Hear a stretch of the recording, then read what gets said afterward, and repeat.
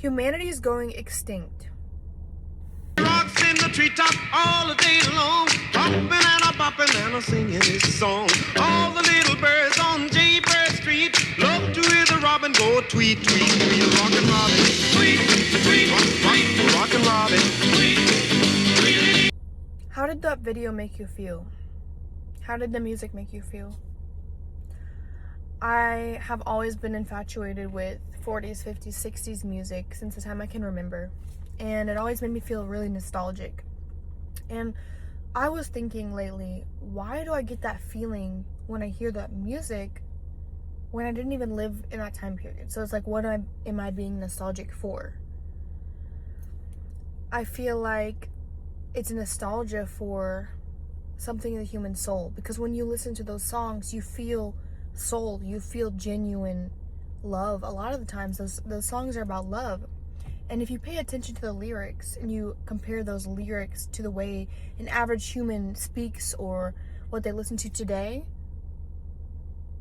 it's like heaven and hell perfectly portrayed in a pretty picture or a pretty song. You can play a love song from the 50s, play a love song from today. The love song from the 50s is talking about the woman's character, her beauty, the way that she walks, the way that she dresses, the way that she makes the man feel. It's vulnerable, it's real, it's genuine, it's raw. The love song from today will talk about the woman's sexual features, something she's good at in a sexual way. Maybe the way that she dances or speaks, but it's always in a vulgar type of way. It's very rare to find love songs or songs in general that are coming from a place of genuinity, if that's even a word, and care and love. This video is not about songs, it's about something deeper. As I was saying earlier in the video, why do I feel nostalgic when I hear these songs? I wasn't even around in that time, so I'm not nostalgic for a time of life I lived. I'm nostalgic for a world that had color. It's like we're living in a gray world. I mean, you've probably seen on social media the posts about minimalism and the way that buildings are built versus how they were built just a few years ago in the terms of the world time. But humanity is going extinct because we are losing the very things that make us human. We are losing emotion. We are losing character. We are losing uniqueness and original thoughts, original ideas. I have followed philosophers for the longest time since I can remember. Philosophers are so interesting to me because they were the prime human in my opinion. They thought deeply about things. When's the last time that you thought deeply about something? And what was it? Was it something that you were curious about? Was it something that you were angry about? Was it something like gossip? Were you thinking deeply about, a drama situation that you heard about? What were you thinking deeply about, and when was the last time that you thought deeply? I very rarely find myself having deep intellectual conversations with anybody nowadays, and I don't necessarily think that it's because those people or people in general are beneath me, but I genuinely think that it's an epidemic amongst humanity where people don't have the capacity of mind to have intellectual conversations. They don't care. They can't keep a conversation for more than 2 minutes without thinking about the next thing. A lot of people listen to you speaking, waiting for you to be finished so that they can speak. There's no more genuine curiosity about another person anymore, or about generalized things. I'm kind of different, and I get bored with music really easy, so I can listen to something for a few weeks and then I'm totally over it and I want to go to something I haven't listened to in forever. So this past few weeks I've been listening to 50s music and older music when I'm doing my daily things, and that might sound weird to you, like, why are you listening to 50s music at the gym? Why are you listening to 50s music driving around? And yeah, it may be odd in this world, but you should try it. It gives you this nostalgic feeling that I'm talking about. And for the first time, I really paid attention to what I was feeling listening to this music. And it was not only nostalgia, but it was also a sort of depressive feeling. And I'm not really a depressive person. I would never say that I'm depressed or close to having depression. But the closest I could imagine myself to being in a depressed state would be 20 years from now, when the elder population is gone. Because when you think about small things, you know, my aunt and uncle, for example, are some of the biggest characters in my life, and I look up to them, and they're almost in their 80s now, and man, I could listen to them tell me their stories all day long, because it seems like a movie. The things that they went through and experienced together seem like they would never exist in this world. And every time I go visit them, you know, they live in a neighborhood where they built their house and their neighbors also built their houses, and they've lived there for 40 plus years together with the same neighbors. And you'll be walking through the neighborhood and you wave at everybody. You wave at the people in the cars. You wave at your neighbor. My uncle, he goes to any stranger and just strikes up a genuine conversation. He's interested in that person. I really want to be like him. I'm not that good at it, so I need to get better at that. But he will just make a best friend out of anybody. Anybody. It doesn't matter if they're my age or his age. He'll go up to them and he'll ask about them. And he's interested, and it's real. It's not for some agenda. It's getting to know people. And a lot of older people are like that if you actually pay attention. Of course, there's some angry old people, but a lot of the older people are friendly. They make friends with everyone, and rightfully so, in my opinion. So I was listening to the music, doing my daily activities, and it was making me feel sort of gray, even though the songs were so happy. And I guess the point I'm trying to make is, in 20 years, when the older population is gone, we're going to be left with what? Those waves to strangers in the neighborhood are going to be gone, and we're not even going to notice it. It's something that's going to silently slip away.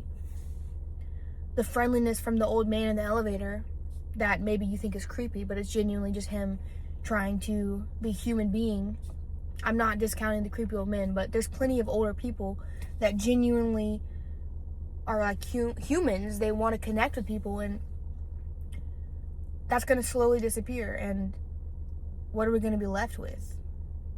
Walking by people, not even acknowledging them? I've lived in 3 separate apartment complexes in my life. I'm only 22, so I'm still experiencing the world.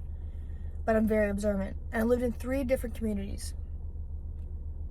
Not one of those 3 different communities have I ever known my next door neighbor. I've never known them. I've wanted to like make cookies or make something and bring it over and be welcoming and hey, how are you doing? But in this generation, you have to worry about, can they even eat cookies? Are they even going to accept them? Can I even make them food because they're going to think I'm trying to poison them, make them sick? That's how screwed up the world is. Like, I don't know if you guys are understanding what I'm saying.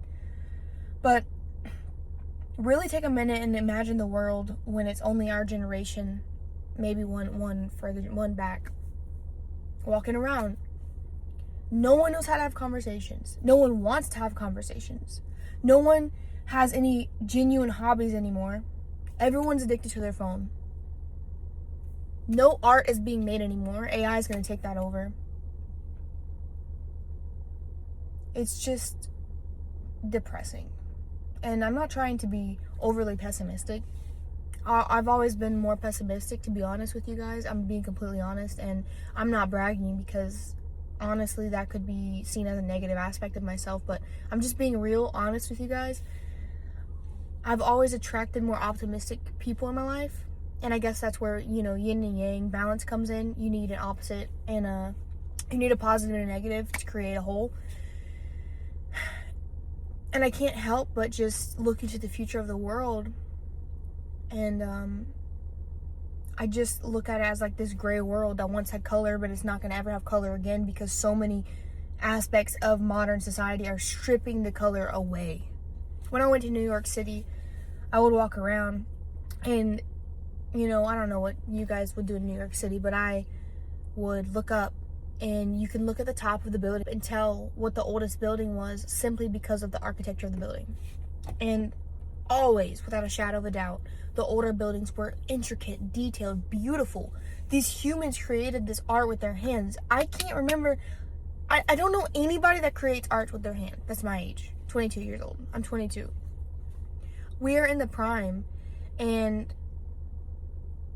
like, thinking about most people my age, most people in their 20s, what are we doing? We're wasting it. And I'm not saying the people from the past were perfect. Of course they weren't perfect. Like, of course they had their own societal problems and things going on. But it's just crazy to me how much knowledge we lack as a society in this generation when we have the most access to knowledge. It's a combination of things. Like I said in my last video, social media, overindulgence, lust. Lust is more accessible than ever before. It's so easy to get satisfaction for lust and your temptations. Hedonism, all these things. Gluttony. It's stripping us away from what we were meant to be. And we're also, I would argue, the most godless society to exist in mankind right now, other than Sodom and Gomorrah in the Bible. And if you believe in the Bible, you believe that the world is only going to get worse the closer to the end of the world. And I kind of see that playing out right now. I mean, you can't really argue it, that the world is getting worse in all aspects. There's definitely some positives still going on, but in general, the world is getting worse. And I keep referring back to 20 years in the future. I just don't know how, like, a person like me is going to function in the world when I'm only left with the options of people my age to communicate with. I'm sure there's great people. I know there's great people. But it's much harder to come by them now. Just think about your average experience in Walmart. When you go into a Walmart, look around you. It's like, that's the best place to compare and to analyze the level of human consciousness in society is Walmart, because everyone goes there. And just next time you go to Walmart, look around and see what types of people are. That is who we're growing up with. That is who our future is. And if that's not concerning to you, I mean, maybe ignorance is bliss. Maybe I'm jealous of you if that's not concerning to you. I would just say, be genuine and work on yourself. Because even though we can't fix the world, we can fix ourselves. And I'm still working on myself. Like I said, I want to be more communicative. I want to be more artistic. I want to be more expressive. I want to be a speck of color in this gray world. That's what I want. So if that means listening to 50s music in my car with my kids and they have childhood memories of us riding around listening to music from a past that they'll never know, then I'm going to do it. If that means strictly cooking from scratch just to keep that in my family and not become a victim to only eating takeout and losing family recipes, that's what I'm going to do. If that means not using AI for every single thing I want to write because I want to keep character and I want to keep my brain activated, then that's what I'm going to do. My life will be harder because I will not succumb to the modern degradation of society all the way. Of course, there's some things that you can't avoid. But even though someone might look at me and say, why are you choosing the harder path? I'm going to continue to do it because I really believe that that is how important it is to keep character in your life and in your family's life. You need to have morals. You need to have an agenda for your family. You need to have an agenda for yourself, and you need to stick to it. And it's not going to be easy to go against what the world's doing, but that is exactly what you need to do if you want to help bring color into the world. Stop being like everyone else. It's okay. You don't need to be. And maybe along the way, you'll meet other people that are like-minded. That's what I'm hoping for. I want to be myself here. I want to be myself. I want to cultivate uniqueness that I have inside me. I don't want to conform to the world, even though it's not easy, especially as a girl, to be unique and to stand out. It's not easy as a woman because girls are very cliquey, and if you don't fit in exactly with the way that they want, they won't accept you at all. But thinking back throughout my life, I've really never fit in, so it's nothing new. And it's good not to fit in, guys. Like, don't worry, there's nothing wrong with you if you don't fit in. Look at the world. Look at your average Walmart. That is the average of the society that you're living in. Do you want to be like that? Don't lose yourself in search for pleasing the world.